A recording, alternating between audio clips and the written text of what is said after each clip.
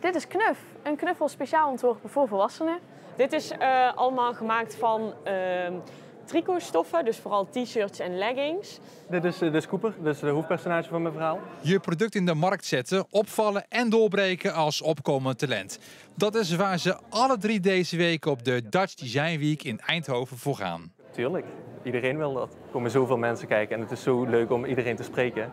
Dus ja, ik denk dat iedereen wel hoopt hier iets te bereiken. Hier zie je de archiefruimte van Cooper, het hoofdpersonage uit een stop-motion film. Geïnspireerd door zijn passie voor animatie heeft Jensen de hele productie zelf gemaakt. Het is een verschrikkelijk lang proces. Ook omdat ik zoveel nog moest leren, is het ook wel, duurt het even. Ja, het ziet er misschien een beetje raar uit, maar dit is Knuf. Ik laat hem je even zien. Hij staat op de Dutch Design Week in Eindhoven. Want de Nierse uit Neer vindt dat volwassenen veel meer mogen knuffelen. Zeker, ik denk dat er zeker te weinig geknuffeld wordt. Knuffelen is zo goed voor de mens. Je hebt dan ook het knuffelhormoon wat vrijkomt.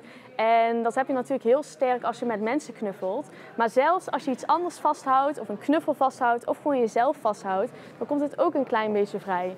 Komen de herinneringen terug? Oh, herinneringen. Ik heb een kleinkind van 1 en die voelt bijna hetzelfde. Ja. Ik denk dat er heel veel volwassenen zelfs nog heel stiekem met een knuffel in bed liggen. Ik heb nog niet een speciale sensatie, moet ik zeggen, maar waarvan die wil ik niet meer loslaten of zo. Dat gevoel heb ik nog niet, nee. Bij Nicky uit Vaals geen knuffel, maar wanden- en vloerkleden van afvaltextiel. Ook Nicky krijgt veel reacties. Ja, superleuk. Er komen heel veel mensen op af. Heel veel mensen die ook even willen voelen, even kijken wat het eigenlijk is, hoe het wordt gemaakt.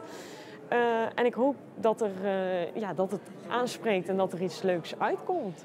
Nog de hele week staan de Limburgse ontwerpers tussen de nationale en internationale collega's uit binnen- en buitenland op de Dutch Design Week in Eindhoven.